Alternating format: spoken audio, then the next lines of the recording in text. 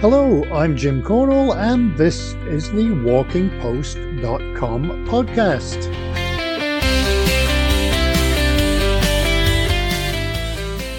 Walkingpost.com is the news website dedicated to walking, with all the latest on events, trails, gear, science, festivals and more. And you'll want to listen to the podcast today because it's filled with great information. The downside is you have to listen to me. This podcast number 17 is going out on June the 27th, last day of school for the year in Scotland, so I've got about half an hour before the YouTube marathon starts. Let's move on to those weird and wonderful special days for June the 27th. It's Multiculturalism Day. It's also Pineapple Day, and it is Sunglasses Day, which isn't very much use here. PTSD Awareness Day, and it's also Onion Day, so I'd better put some on my pizza tonight then. No pineapple though. Seriously, people do that? Cue all of the email messages saying, I put pineapple on my pizza. The weather in the UK has been pretty warm even here in Scotland, and that's supposed to continue. I don't know what the weekend will hold. My son went on a school trip on Thursday, and it was a very long day, so he might still be playing the tired card. I had to get him to school for 6 a.m. in the pouring rain. Fun stuff. I remember my first long school trip was to Paris when I was 13, same age as he is now.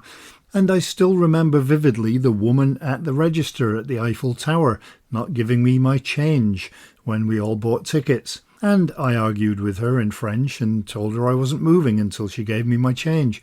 She waited about 5 minutes before realising that I was serious and that there was a very annoyed line getting longer behind me. Funnily enough, I didn't tell her exactly what amount I'd given her, but when she threw the change at me, it was correct. And wow, did she ever hurl it. She would have made a good baseball pitcher. Anyway, as always, I digress. Let's move on to the podcast. Last time we had 2 interviews from the outdoor show in Liverpool, and we will be having some more interviews with companies that were in attendance over the next few weeks, of course alongside many other subjects. Last time we talked to the Milford Collection about wristbands to keep away bugs, and Manaslu about some trendy, warm and frankly very cool Nepalese jumpers. This week we're going to Brighton, although not literally, and Japan, kind of. Stay tuned.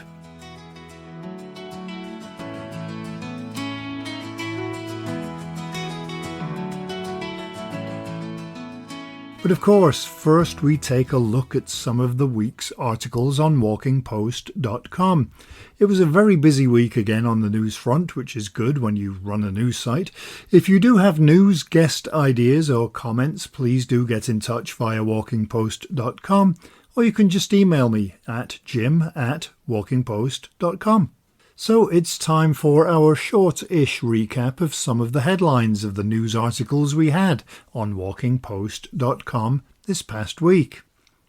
RAB has partnered with the Polar Academy. In Maine, the Double the Dirt campaign is helping trail users.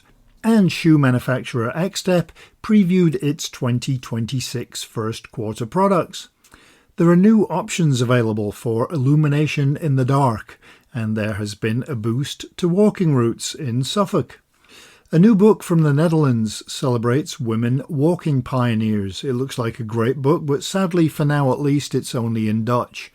Hopefully an English version very soon. Swedish clothing company Haglöfs celebrated its new core range of outdoor pants, also known as trousers, and the Appalachian Trail Conservancy launched a $50 million anniversary fundraising campaign. A new walking and cycling route has opened between Enfield Town and Broxbourne. The final section of a walking route in Wales is being constructed, and in the US, the Wilderness Society says a US bill is proposing 255 million acres of public land for sale to developers. You can read all of these and many more at walkingpost.com.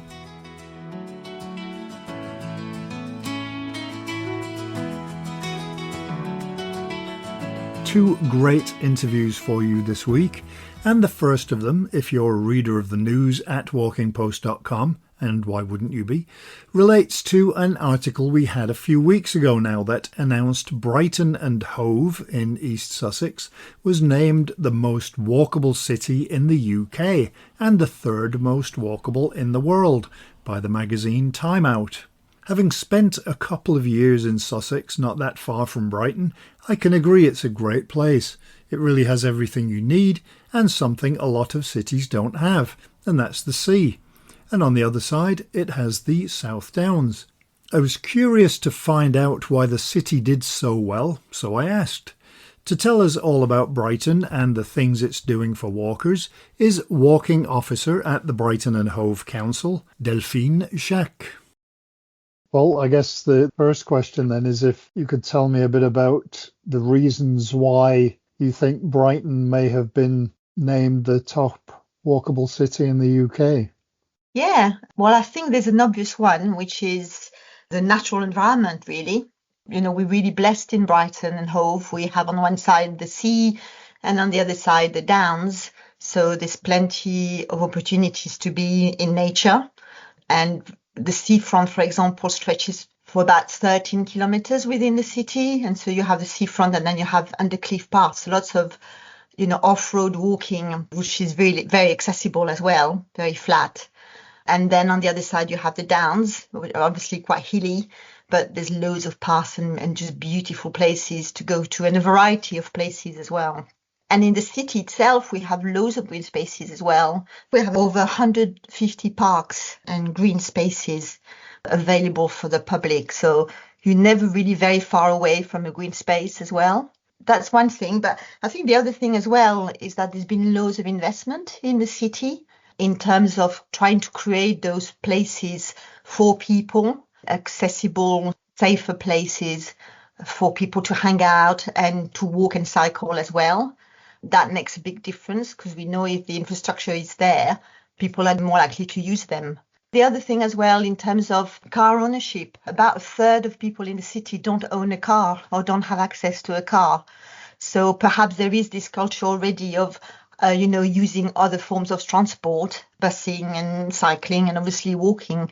And Brighton Hove is quite a compact city as well. It's not a huge place. It's quite easy to walk from one place to another. You mentioned the infrastructure and the spending that's happened in and around Brighton. What are some of the initiatives that Brighton has implemented to improve walkability and reduce the footprint and improve getting around without cars? There's been loads, and I'm not going to talk about all of them, but I can talk about the more recent schemes. So one that's had a big impact really in the city centre is a scheme called Valley Gardens. So it's right in the centre and it's really a gateway, one of the main gateways to get into the city, and used to be very car dominated. There was a space for people, but it was very underused and not very well maintained. It wasn't a place where really you wanted to hang out. But we managed to get some funding to improve that space, and it's made a huge difference. It's now a space where the traffic has changed, so it's still busy, but there is a big sort of space in the middle for people with much better cycle lanes and also a lot more of nature. It's a place where you want to be. And the Valley Garden 3, the last phase, is now going to take those improvements all the way to the seafront, to the Palace Pier area, and it's just going to finish off that scheme really. But there's quite a lot of sort of similar schemes that have happened or are going to happen very soon. And again, with the same idea to really rebalance, I suppose, the space between cars, vehicles and cyclists and walking and try to make active travel a viable option really and a more pleasant and safer experience. But there's not just that. I think there's other things as well. Like recently we've been allowed to put red routes in. So it's basically instead of having double yellow lines, you have red lines. I think you see them quite a lot in London, and there is no stopping at all allowed for any vehicles. And again, that makes quite a big difference because it means that there is better flow of traffic. So it's, it can be safer for pedestrians and also less obstructions. But there's also creating destinations for people to to walk to. And there's been, again, a lot of investment on the seafront to revive certain areas of the seafront that were very underused. So I wanted to mention a new park which is called Hove Beach Park in the west of the city. Basically, they've completely turned an area of underused land really into a place for sports and activities. As part of this development, there's going to be a new cycle lane and improved, crossing points and better, pavements and things like that. A redesign really of the whole area, which is a place where people are going to come to. As a council, we're consulting on a new city transport plan, which is going to take us all the way to 2035. In this transport plan, there's a big emphasis on active travel infrastructure and offering walking and cycling as a really viable options to go around the city. So that's something that's out for consultation within the public space at the moment. So it's a big piece of work. How easy is it to get around Brighton? Because obviously there's public transport, and you mentioned it's close to the Downs. It's an interesting question, because I would say it is easy and sometimes not. Because on the one hand, it is easy because we've got a really good bus network that goes to most corners of the city, and we've improved cycle lanes and walking infrastructure in general. But because we are stuck between the sea and the Downs, it can be a very congested city as well. We have a huge tourism industry as well, so we have a lot of visitors. It can get very busy. I know that when I've been hiking in the Downs, you sometimes see a Brighton bus going quite further out than you would expect. Yeah, that's definitely, yes. So we have specific services that takes you to a few places in the Downs. Yeah, they're great because, again, it helps to either carry people who don't have access to a car or be a really viable alternative to driving to those places. And it's not just those particular buses, actually. A lot of normal routes within the city will go past a point of nature near the Downs. So actually one of the projects I'm going to be working on is promoting those bus routes and providing a map to show where people can get off and access a path. Because I think there is this perception that if you don't have a car, you can't access those places. And actually, in many cases, you can. As part of this project, we will be promoting certain walks on the Downs in the city. And I will be also developing a leaflet. There's going to be printed versions of the leaflet that will be accessible in libraries and community centres, but it will be online as well. And I guess there's trains as well that can take you out into the Downs or even, Kent, Dorset. Yeah, yes. And we have and even within the city, trains are really well used as well, because we still have quite a lot of small stations that serve different points in the city. And, it's well used for commuters and students.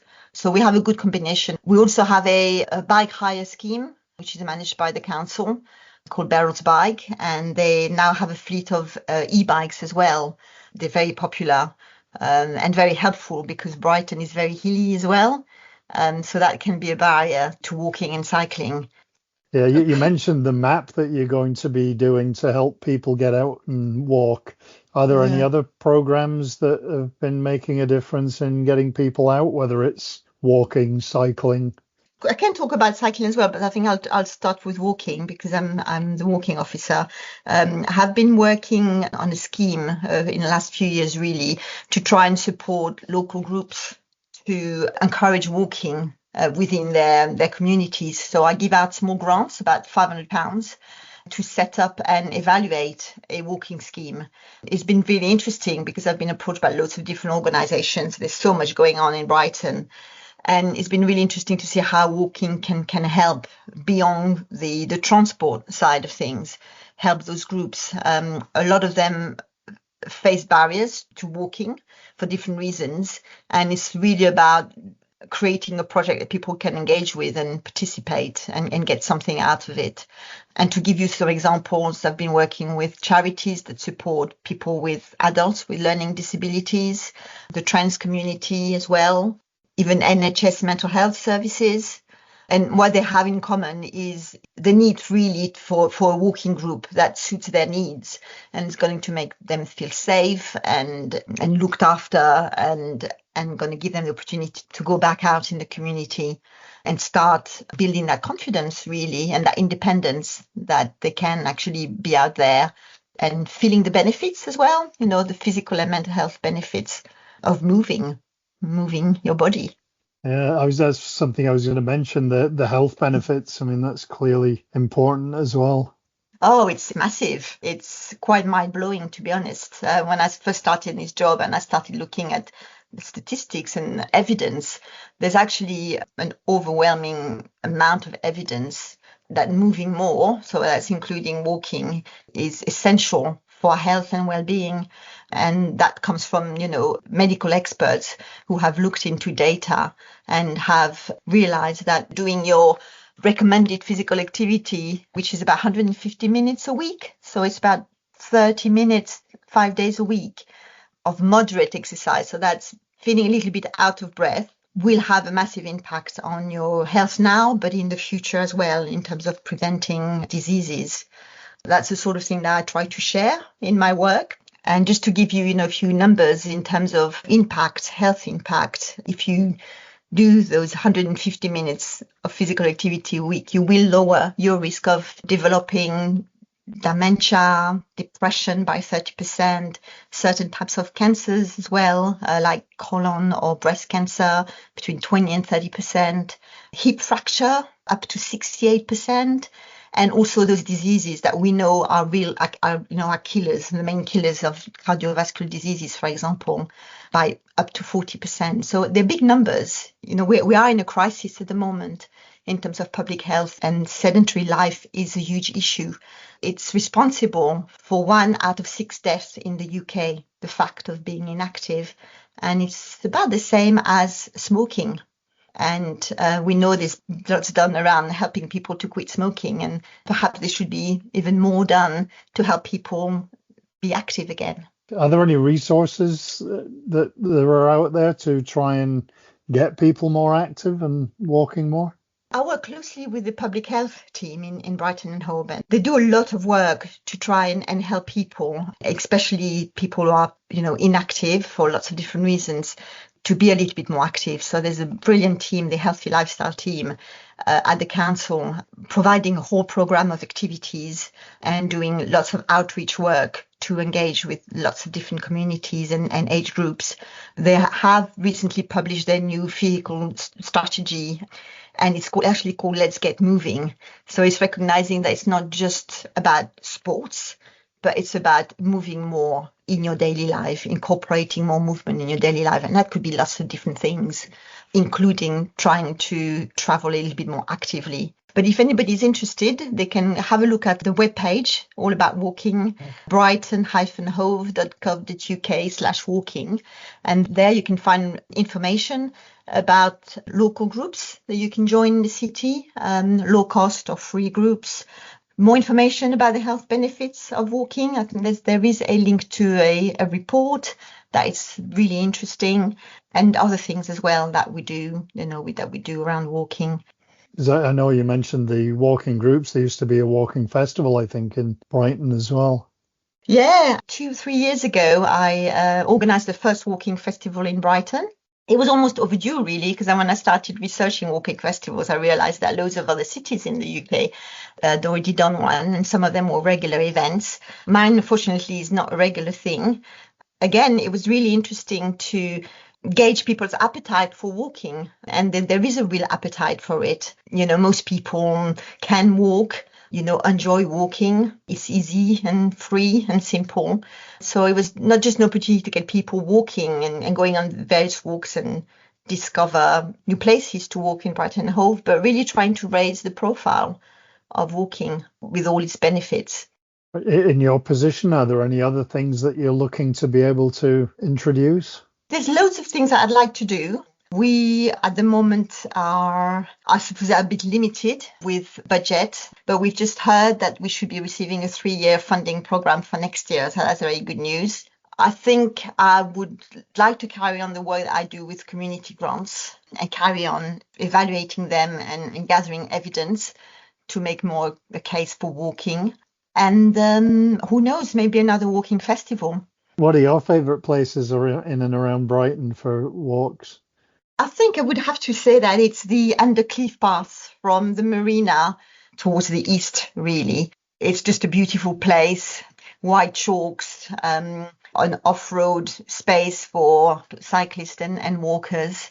And there's a great coffee shop as well, halfway to stop to for a cup of tea and an ice cream. But also, the downs and just being in nature and, being able to escape the busy city centre and finding yourself in those places of beauty. You can't really beat that.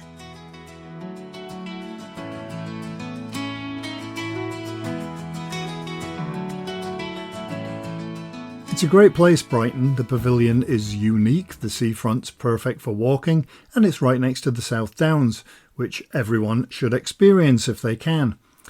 Moving on, a few weeks ago I started to see a term in my newsfeed quite a lot, and it was something I'd not seen before. And it is called Japanese walking, and I was curious. Did it mean I have to take a flight to Tokyo, where I once had a pretty horrific plane landing around 25 years ago? Or does it mean that I have to walk in the Japanese baseball shirt that I have?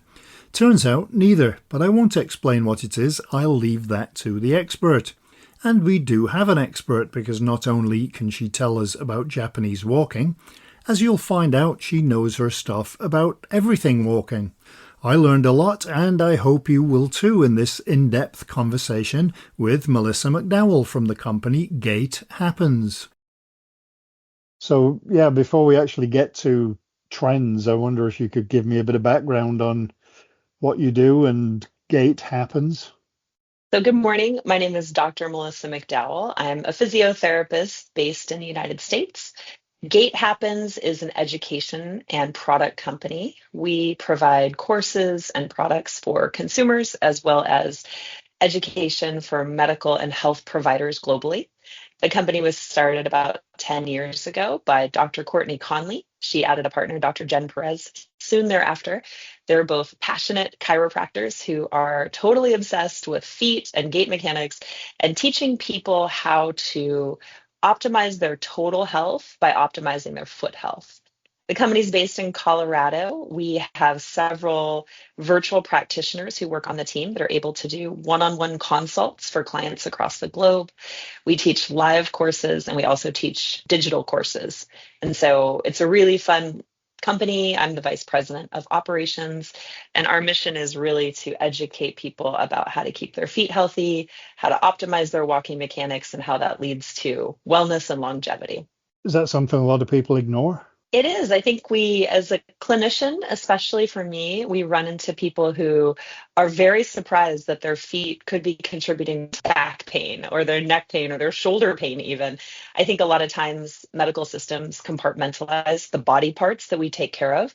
You go to the ankle specialist versus the knee specialist versus the back specialist. And that compartmentalization of how healthcare providers are trained to look at the body sometimes means that if you have back pain and your doctor isn't interested in the foot or hasn't looked at your feet, they aren't making that connection. So I think it is something that oftentimes when we see patients or we're working with clients and consults, they're very surprised how big of a role your foot health plays in your total body health. I guess we shouldn't really be surprised that social media is right at the forefront of every single trend, and there's a new one every week. But Japanese walking is the latest one, and it's one of those that they give it credence by saying it was developed by researchers in Japan. I wonder if you could first kind of fill me in as to what it is. So this emerged about 15 years ago, actually. The first research studies were around 2009, 2010. And that is one of the challenges of being a scientist, is you work on this phenomenal project, you find these important results, and then the information goes nowhere. And so we're always excited when something comes back around. And I do think that social media has an incredible power to provide information, get people excited, and just share things that really can make positive impacts on people's lives. We all know there's a dark side to it, but I think if you take it with the lens of, I'm seeing this information, I want to vet the information and see if it works for me, talking about it with your healthcare team or your experts, it can be a really great source of health information. So you are correct. Japanese walking has been around for 15 years-ish. We use the term interval walking training. And so an interchangeable term is IWT. And with that, it's a type of walking where you alternate fast, slow, fast, slow, fast, slow. There's some variation in how long those intervals are. Oftentimes you'll see people doing about 3 minutes of fast, 3 minutes of slow. And so it's not new. It's new in its popularity, but it has been around for a while. And there actually is a lot of data that supports it as a health intervention. All right. And is it a good form of exercise? I personally think any form of exercise is a good form of exercise. Yeah. Levels of sitting during professional work are at an all-time high. Since the pandemic, the number of steps people take per day has not really recovered because of working from home and other reasons. And so I just believe if we can get anything that'll get people moving, I'm a huge advocate for. I do think that in this sense, the interval walking training or Japanese walking is fairly safe. The risks are pretty low for most individuals. So if you were to compare Japanese walking to pickleball, for example, pickleball has been sweeping the globe. It's so popular. It's had this incredible rise to popularity recently.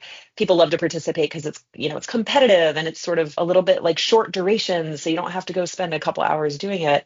But the injury risks are crazy. We see Achilles tendon tears and ankle sprains and wrist fractures and all kinds of things from people who haven't done those explosive plyometric movements in many years, or maybe ever. And they're out, having a great social time with their friends, but participating in a sport that is very demanding. Walking, on the other hand, for most people is incredibly safe. And I do think that one of the great benefits of Japanese walking is it does alternate the intensity. Fast, slow, fast, slow. So you really can customize the exercise to meet you where you're at when you start participating. Do you think there's a danger that people are always looking for, or maybe some, looking for the easiest way out? Absolutely.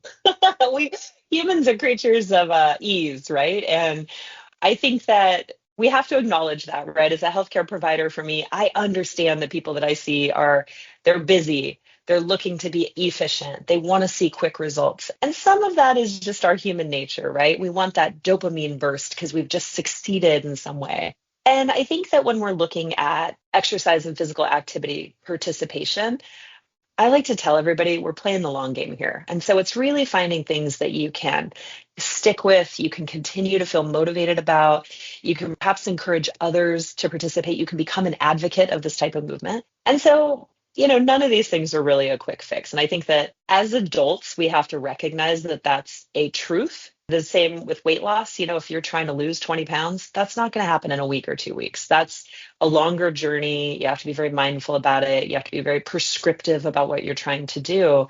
And so I think that example is very similar to when you're participating in an activity program like this. You're not going to have a quick fix. Now, there are some things you are going to see change very rapidly. Mood, sleep, your mental clarity, those can all be impacted very quickly by starting a walking program. And so I think there are some ways that we can really hold on to the parts that change quickly and then honor the parts that are gonna take a while to get going. Are there any effects on the body? Obviously, it's better for you if you're active, but are there any issues with this kind of walking? One of the challenges is if someone isn't used to varying their pace and trying to figure out what will be consistent for them during the Japanese walking protocol. So the protocols are typically 3 minutes slow, 3 minutes fast, 3 minutes slow, 3 minutes fast, and you alternate that for a period of time. The challenge is if you're not used to changing your pace, it can be a little bit difficult to try to hit those fast intervals so they're consistent rep over rep. There are some strategies to improve that. These types of devices are amazing. An iPhone can be really helpful. A metronome app is a really great way for people that are new to Japanese walking to figure out how fast to walk and how slow to walk. So if you're not familiar with what a metronome is, it's actually a tool that's used by musicians that helps them keep pace. Metronome apps are free online, and you can use it with an iPhone or even an Android device. And what it does is it gives you a consistent beep. So it goes beep, beep, beep, beep on whatever pace you tell it to. A typical walking cadence that's brisk is about 100 beats per minute. And so if you want to work on understanding slow versus fast, you could use that as a training tool. So you could set your slow pace maybe at 85 or 90, set your fast pace at 100 or 110. And what will happen is it'll help you feel that difference in the slow versus fast interval. In my experience, I think that's one of the things that individuals struggle with the most, is trying to figure out how fast to go. They obviously don't want to go too fast to get out of breath, and they also don't want to walk too slow to get benefits. We also like to say, we want you to fail the talk test. And if you're failing the talk test, it means you can't converse easily like we're talking right now. You would have to take different breaths in between, and you're walking and working hard enough that you can't just converse without using a little bit of that sort of breath sequencing. That generally means that you are brisk or more. And so what we want to do is you want to just be right below that level where you might have to catch your breath occasionally, but you're not out of breath and you can still carry on a conversation. 30 minutes seems to be mentioned as a duration. Is it dangerous or not useful to go longer than that, or can you go longer than that? Most activities eventually have a rate of diminishing returns. So when we think about physical activity recommendations for adults, the Centers for Disease Control in the US recommends that adults get about 150 minutes of activity per week. So if you divide that by 7, that's about 30 minutes of brisk activity per day. So if you are someone who has a little bit more time on your hands, it's just fine to do a little more than 30 minutes. 30 minutes is typically the amount of time that is used in the research studies. If you have time to walk for 40 minutes or more, all you're going to do is get more benefits. But I would not recommend that you're doing interval walking longer than an hour. There's a potential with that change of pace to end up with some musculoskeletal issues, like you could have an Achilles tendinopathy or shin splints or start to have pain in your arch or something like that if your body isn't well conditioned for it. And so my recommendation is sticking 30 to 45 minutes and then doing other things if you want to do other activity. You could cycle, you could swim, you could dance, you could do all kinds of other things to continue to get those cardiovascular benefits. Our bodies like variability. And so this should be a component of a program, not just the program. Now, when people see a trend like this and think, I'm going to do this, should they just go straight out and do it? Or do they need to build themselves up, maybe do 15 minutes and then 30? And should they warm up beforehand? Yes, I always recommend both a warm-up and a cool-down. As I said, I'm a physiotherapist, and so that is one of the things that we deeply believe inside of our souls, is that you want to prepare your body for the activity, and then you want to sort of give your body a chance to come back to homeostasis after you've exercised. If you're somebody who has had a significant break or time away from being active, 10 to 15 minutes is probably a great starting point. You want to make sure that you're not creating any musculoskeletal discomfort. You want to make sure that you are finding safe routes so you can feel confident that you'll be able to do it without any sort of issues. There's some neurocognitive demand as well with these types of activities. And so we want to really start slow. So I would recommend, if you're someone who's not particularly active at the moment, a 10 to 15 minute full session is plenty. 3 to 4 minutes of warm up, 5 to 10 minutes of Japanese walking, 3 to 4 minutes of cool down. Now, if you're somebody who is already active, you're used to walking 20, 30 minutes a day, an hour a day, you're playing pickleball, maybe you're hiking, playing with your grandkids, swimming, all those sorts of things. Those are the folks who can probably jump right into that 30 minutes. I would, however, also caution them, you absolutely want to take a rest day the day after this type of activity. Give your tissue a chance to recover. See how you feel. Gauge if you start to feel any aches and pains or discomfort. If you do, take another rest day and come back to the activity after 2 days of rest. Generally speaking, most people could do this if they don't have any comorbidities or other issues most days of the week, but you want to start slow so you don't end up in the physiotherapist or chiropractor's office. Yeah, good point. How important is good footwear? I would say it is my number one recommendation, and I have 3 criteria which makes a good shoe. The first is that the shoe should have a wide toe box.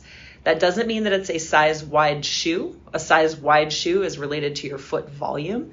A shoe that has a wide toe box allows something that we call toe splay. And what that means is that instead of your toes being pinched together and crowded and touching, they're able to have open space between them when you're wearing the shoe. The way to tell if a shoe has a wide toe box is flipping it over and looking at it and saying, does it look like my foot? And we can definitely say that a lot of women's and men's dress shoes that have pointy toes, they do not look like a foot when you flip them over, right? They look like something that is a bit of a medieval torture device. But we want to pick a foot-shaped shoe. The second criteria is that the shoe is twistable. So if you take your walking or running shoe and you're able to twist it, almost like you're wringing out a towel that has water in it, that's an important criteria as well, because it means that the shoe is not limiting your normal foot biomechanics.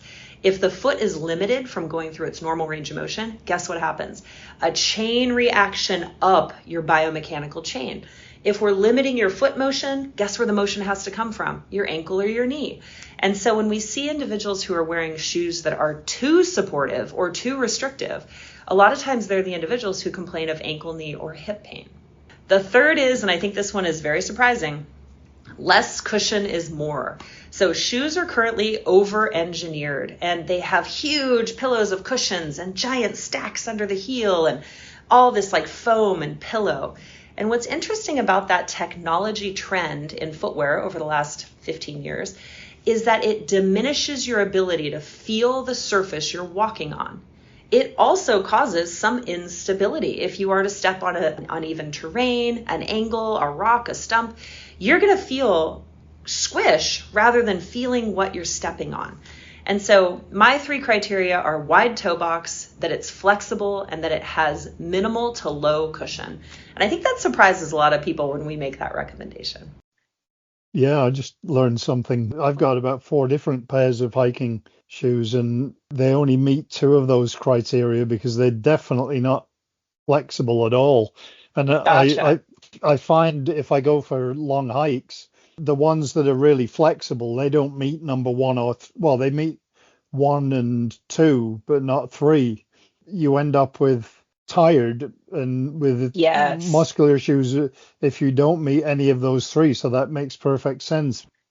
When your shoe is rigid, the little intrinsic muscles, which are the tiny muscles between the bones in your feet, don't have to do their job. And so what happens is the shoe is doing the work for you. And so your feet actually get more deconditioned. The tiny little stabilizing muscles over time will actually get weaker. There's phenomenal research out of the US. Irene Davis is an incredible researcher, and she's done a lot of work related to how footwear impacts foot strength. The other important thing to note, and people are very, very surprised by this, there's a famous research study in the States as well that says over 60% of adults are wearing the wrong size shoe. And that means length. So like for European, a 40 versus a 42 versus a 43. For the US, a size 9, 9.5, etc. Adult feet change size. And it is so important to have your foot measured by a professional yearly. Most people think, I'm an adult, I'm done growing, my feet aren't going to grow. But feet change size for various reasons. Muscle gain or loss, different medications, swelling, bony changes. There's all sorts of reasons. And so it's always surprising when I tell individuals that it's important to get your foot measured every year by a professional at a shoe store. I'm also a freak insofar as my shoe sizes are about 3/4 of a size different from my left and right. That's very common. Very common. You're not a freak. That's very common. And Okay. so when that happens, what we typically recommend is buying to the larger size, obviously, and then trying to take up some of that space in the smaller foot with a thicker sock. I'm learning a lot here. It's good stuff. And I've been walking all my life. So are there other things that people need to take into consideration? I mean, there are different climates, warm, wet, food intake. Should people wait until they get back for food? Should they take food and drink and have that on the way? From a sports nutrition standpoint, you typically don't need to take on any calories unless you're working out for 45 to 60 minutes. So generally speaking, you shouldn't need to eat or take in, sports nutrition for a 30 to 45 minute walk. We definitely recommend hydration, and the best science currently says that if you're going to bring along a water bottle or something along those lines, for proper stomach emptying, you want to take about 4 ounces at a time. And so if you have a 16-ounce water bottle, you could think of that as like 4 big drinks. That's a good way to keep your stomach, prevent it from getting upset. It's a good way to keep your tissues hydrated. Our joints need fluid in the body for lubrication. And so you can kind of think of that as putting some oil in the Tin Man to make sure that you're well hydrated from a cellular level and a joint level while you're doing the activity. And what would you say about temperatures? I know that everywhere it seems that because of climate change, temperatures seem to be on the rise. Is it a case of if it's warm or hot outside, people should not bother, or should they just say, well, I'm going to go out anyway and put on a hat and hydrate? I mean, I tend to think it really depends on the person's tolerance to hotter environments. Some people actually like to go out and work in the middle of the day because they enjoy that feeling of sweat and their body and their tissues feeling quite warm, and others don't tolerate it quite as well. So for me, I tend to recommend the older you are or the less frequent you've been exercising over the last few years, the cooler temperature I'd like you to start in. You know, if you're an avid exerciser and you're someone who's used to being in warmer environments, I generally think it can kind of sort of be dealer's choice or that person's own discretion. But for my patients, if you are, over 50, over 60, or someone who's returning to physical activity after a layoff, those are the individuals where you want to control the controllables. And by walking early in the morning or later in the evening, you're just minimizing the stress of the temperature change while your body is adapting to the physical activity. So we're trying just to minimize how many things you're adapting to at once. It seems like the Japanese walking or the interval walking is pretty decent. Are there any trends that you look at or videos that you see on social media and just look and go, no, no, no? Well, there is one that feels a little vulgar that you see in the States, which is an after dinner walk. And it's positioned for gut health, but it's called a fart walk, which I think is just sort of trying to be edgy or something. But the purpose behind it is really talking about, blood sugar management after a large meal, helping with GI progression for people to, use whatever they've eaten. I kind of think that one is, the science makes sense of going for a walk after dinner, but the way it's been positioned in social media, it feels to me a little silly. So I just, again, as I said earlier, I'm all about advocating any movement is better than no movement, right? The amount of sitting that people are doing nowadays has really become such a negative health impact that over the last several years, there's been sort of this theme within the healthcare industry saying sitting is the new smoking. And we can all agree that smoking is not good for us. And we're now starting to say that sitting has as significant of health impacts, current wellness, health, and future longevity as smoking. And I think that stops people in their tracks a lot of times, especially if you do work in a seated profession. Do you have a standing desk? Can you take breaks? Can you go on micro walks throughout the day? There's really wonderful data that says as long as you're walking greater than 2,500 steps a day, if you increase that by 500 steps, which is about a 5-minute micro walk, you can reduce your risk of death by 7%. If you're at that baseline of 2,500 and you increase by 1,000, so up to 3,500, it reduces your risk of death by 15%. Those are statistics from gigantic multi-year, multi-center research studies, the kind of science that really, really, really matters. Hundreds of thousands of subjects data goes into those statistical reports. And so I think that, for me, it's very much about impressing upon people little actions can add up to significant impacts. Health, wellness, longevity. And that's really all what everybody's looking for, right? Is we want to live long years in good health. And walking is absolutely a keystone there. And so for me, it's one of those things where if it's Japanese walking or it's interval walking or it's, all these different, there was a trend a couple years on social media ago called Hot Girl Walk, and everyone was going for walks in the summer and posting it on Instagram. And it was very, very popular sort of in the millennial age group. I was all about it. I'm like, this is great. We've got a different population of people enjoying and encouraging others to walk and modeling that behavior and cheering each other on. So I just really believe that this is one of our most underutilized and just sort of taken for granted health interventions that most people have at their fingertips. You could start this today. You could go for a 5-minute walk right now. Pause this podcast, go for a walk, come back. Guess what? You're going to feel better. You're going to be putting some coins in that bank for your future health. And so that's really what our platform is about, is just trying to encourage people to understand the science, believe it, and then implement it in their daily lives. Wow, some great information there. Is there anything else that you wanted to add to that? Yes, I want to myth bust something. So here's a myth bust for everyone who's listening. For those of you who think that 10,000 steps a day is the number of steps you should be taking, please hear it from me and many other sources that is incorrect information. So the 10,000 steps a day idea came from a marketing campaign in the 1960s in advance of the Olympics. And it was never based on science. And it has been refuted by research study after research study after research study for the last 50 years. However, that message really has stuck in the general conventional wisdom. People think, oh, if you ask a man on the street, how many steps do you need to take per day to be healthy? They'll say 10,000. And it's incredible that has persisted over the years. So I want everyone who's listening to the podcast to know this. The absolute basement of steps per day that you should take in order to get health benefits is 2,500. So if you are incredibly sedentary, you've got some limitations, you're struggling with pain, with other diagnoses, other disorders, maybe you live somewhere that walking outdoors isn't safe, 2,500 is your absolute basement goal. So if you can get to 2,500, as soon as you get to that level, doing a little bit more, the health benefits start. There are phenomenal health benefits related to the risks of having depression symptoms and having worsening depression between about 5,000 and 7,000. For general health and longevity, if you're under 60 years old, the target number, science-based, is 8,500, not 10,000. And if you are over 60 years old, the target is 7,500. Again, not 10,000.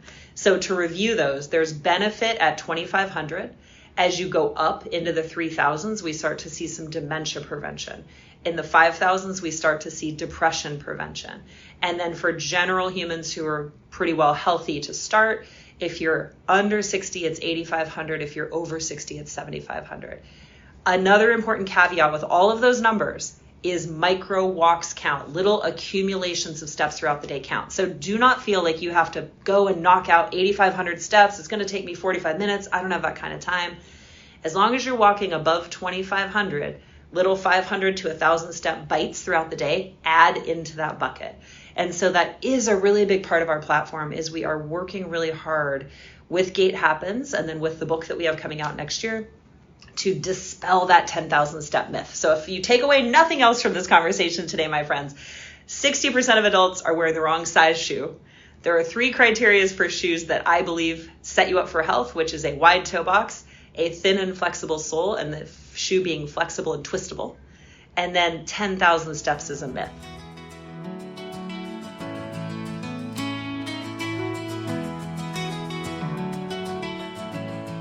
I don't know if I should be embarrassed, but so many things I didn't know. I guess next week I'm trying to find a new pair of hiking shoes and getting my feet measured if I can find somewhere with a big enough Brannock device. I believe that's what those measuring things are called. Who says our podcast isn't educational? I was actually going to do one of my occasional rants, but with 2 interviews like that are both long and excellent, it puts you in a good mood and makes me want to go out walking, so I'll save the rant perhaps until next week. I already recorded it because I was annoyed. Usually I go back to it later and think, I better tone it down, but this time I didn't. Not sure if I'll be out walking this weekend or not, in my shoes that don't meet Melissa's 3 criteria, but as Meatloaf said, 2 out of 3 ain't bad. Who knew that he did a song about hiking shoes? Regardless of whether or not it's a hiking weekend, I will prepare just in case, and that means charging the charger, the phones, the cameras, the microphones, the drone, and who knows what else. Myself, probably. I guess now we've passed the solstice, so it should start getting a little darker at night. We're very close to a dark zone here in the UNESCO biosphere, which I think just means that we have a much bigger village sign to fit that in, and the place names in both English and Gaelic. All right, well, that's it for another podcast. Interviews, amazingly, are done for next week already, which may never ever happen again. If you have news or suggestions for podcast guests, please do get in touch through jim@walkingpost.com. So, I hope you enjoyed this week's walkingpost.com podcast, and I hope you'll have a great week, hopefully with a walk in your perfect shoes. So, until next time, happy trails! Walking Post from walkingpost.com is an Air Coastal Media Limited production.